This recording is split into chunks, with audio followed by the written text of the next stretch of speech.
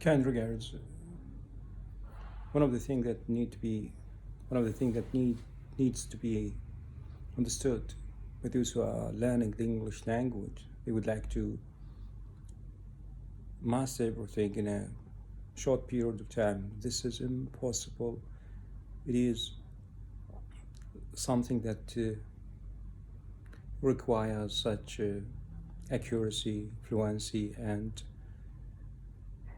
completion of the basic and systematic principles concerning the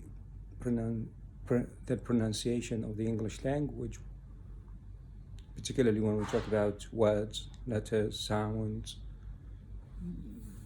idioms, phrases, adjectival phrase, verbal phrase, and those types of English language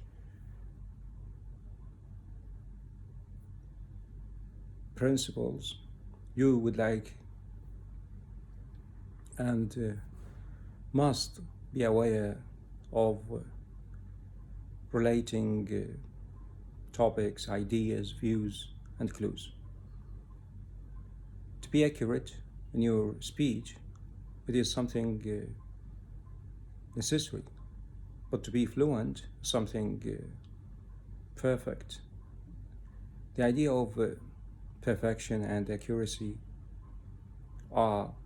is something reliable, significant, and vital. Take, for example, the word exhibit. It means something that cannot be paired. It is unpairable. It is unpairable and might be not understood by simple individual. Those who are encountering such pain, particularly when they do have periodic disease or permanent illness. To be sick is something difficult and more complicated. Matters are showing in the verbal language, showing or displaying such verbal or facial expressions. That means the body language of that person would express such impressions that are significant. Significantly speaking, exhibit might refer to the idea of painful, unbearable, complicated, difficult, and unsatisfactory conditions. So these are the profound meanings of the single word that I have mentioned. How about to go deeply about that particular term when we talk about it as a scientific expression of lawful idioms or agricultural references, might be medical expressions. Exhibit could be referred to as agitation, to agitate someone. Exhibit, which is to make him, her excited, upset, and all these difficult terms have such reflection. Well, we are talking now about the English language idioms, English language terms, English language letters, sounds, pronunciation. The matter becomes difficult, isn't it? Yeah, absolutely true that the word exhibit refer to what's called an unnecessary influence, or something that might be referred to as medical expression, but not all people are conscious about being fully loaded with difficult words. So expate, expating, expately, and expation would be easily understood, simply acquired, relatively astonished when we talk about the clues of employing such words with a kind of context within a type of paragraph that is so difficult.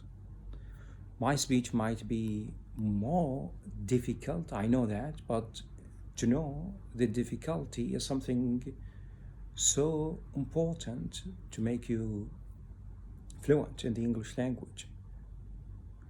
I have seen the man on the second floor at the theater preparing himself to enter to the operation room, but he was expated, filled with negative thoughts, unable to understand his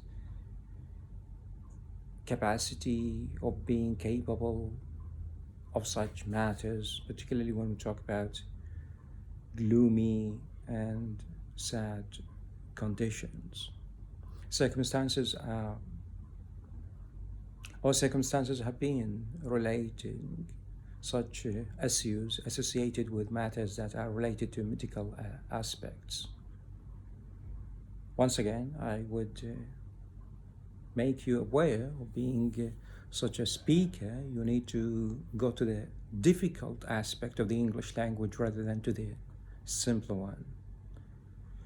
My inner expression or the extrinsic and intrinsic expressions are not really acquainted with things that could be coped with, what is called the significance of being fluent. No, to be fluent, to be a good speaker, a fluent and a perfect narrator, you have to be a good poet, to read poems, novels, and particularly when we talk about the idea of novelty, creation, innovation, invention, and an exceptional one, it is required to master the word within all the primary, elementary, and essential factors that could help in mastering the whole language. When we talk about verb, adjective, adverb, and phrases within the idiomatic expressions. Thanks, and I do appreciate you're listening to my episode, particularly when we talk about things that are difficult rather than simple. Thanks.